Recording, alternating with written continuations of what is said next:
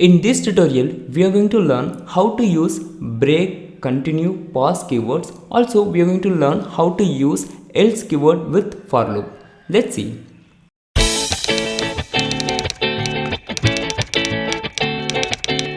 Let's see how to use break function. First, I'm creating a variable names and I'm storing list of names. After that, again, I'm creating one more variable username and I'm using input function. Inside the input function, I'm entering please enter your name.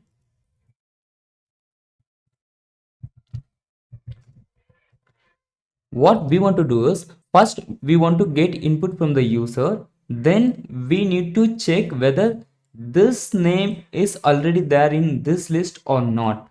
For that we can use for loop. For name in names, it will take each and every name from the list.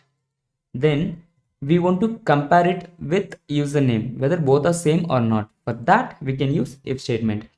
If user name is equal to name, then we want to print user name is already there. Otherwise, if the name is not there in the list, we want to print user name is not there. That's it. This is what we want. Let's save it. Now let's run it. Please enter your name. For example, Alex. We got Alex is not there, Alex is not there, Alex is not there, Alex is already there. After that, again it is printing Alex is not there, Alex is not there. What we want is, once we find Alex in the list, we want to break the loop. For that, we can use break keyword. What this break function will do is, it will break the entire for loop once this statement becomes true. But when this statement will become true, this statement will become true only if this name is already there in this list. So now what we are expecting is, once we find Alex in the list, we want to break the loop, which means we don't want to print Alex is not there in the list. Let's check it. Alex. This time we got 3 times Alex is not there and 1 time Alex is already there. After that we did not get anything. But before using break keyword, we got these 2 lines. But now we did not get these 2 lines. Now what happens is, first for loop will take Jack and it will compare with Alex. Now this statement will become false. If this becomes false, these 2 lines will not get executed. The control will directly go to this line and it will get executed. That's why first we are getting Alex is not there. After that, it will take Jenny and it will compare with Alex. Again, this statement will become false. So one more time we will get Alex is not there. We got second time Alex is not there. After that, it will take John and it will compare with Alex. Again, this statement will become false. One more time we will get Alex is not there. Third time we got Alex is not there. Then it will take Alex and it will compare with Alex. This time this statement will become true. That's why we got Alex is already there. This line got executed. After that, it will break the entire loop. That's why we did not get anything after that. Which means for loop will not check these 2 names.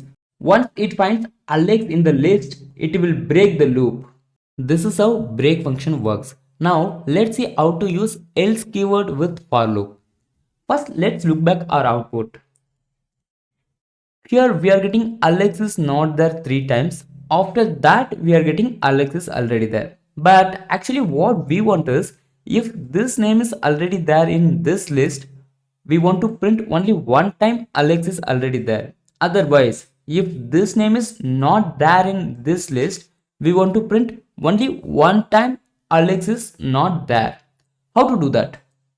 For that, we have to use this else keyword with this for loop. Let me show you how to use this else keyword with this for loop. It is very easy. Just move this else keyword here. That's it. This is how we can use else keyword with for loop. Now let's see what happens. Let's enter Alex. This time directly we got Alex is already there. But in the previous output, first we got Alex is not there 3 times. After that only we got Alex is already there. Now what happens is, first for loop will take Jack and it will compare with Alex. If this statement becomes false, these two lines will not get executed. After that, after these two lines, you can see nothing is there to execute. So what will happen is, for loop will take next name and it will compare with Alex. Then it will take John and it will compare with Alex.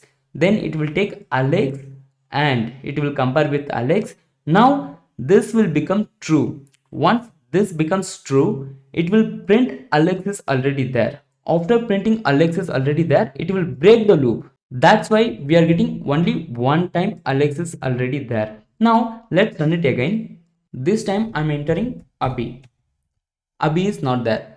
This time we got Abhi is not there only one time. How we are getting this output? First for loop will take all the names and it will compare with Abhi. If none of the names matches with Abhi, these two lines will never get executed. So after checking all the names, what will happen is this line will get executed. That's why we are getting only one time Abhi is not there. This is how we can use else keyword with for loop. Now let's see how to use continue keyword. Let me clear this. Let's make a simple program. I'm creating a variable results and I'm storing pass fail. Let me copy this and paste it. That's it. Now what I want to do is I want to print only pass. For that I'm going to use for loop. For result in results, here we have to use if statement because we want to print only pass, not fail. So if result is not equal to pass, we have to skip this step, which means if this element is not equal to pass, or let's say this element is not equal to pass, just skip this element and move to the next element. For that we have to use continue keyword. After that, if this element is equal to pass, what we want to print? We want to print pass. That's it. Now let's run this. We got 4 times pass. Let's count how many times pass got repeated. 1, 2, 3, 4. That's it. This is how continue works. But you might be thinking that why don't we do like this? Simply we can do like this, right? If result is equal to pass, simply we print result, right? Even this will work.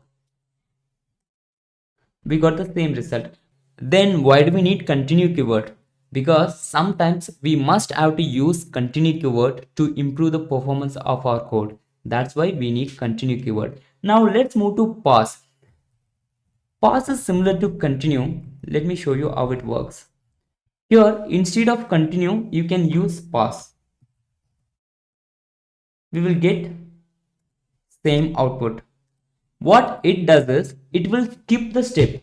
If this element is not equal to pass, simply it will skip this block. That is what pass function does. If you are confused, simply consider that continue and pause are similar. That's it. Today we have learned break, continue, pause. Also we have learned how to use else keyword with for loop. That's it.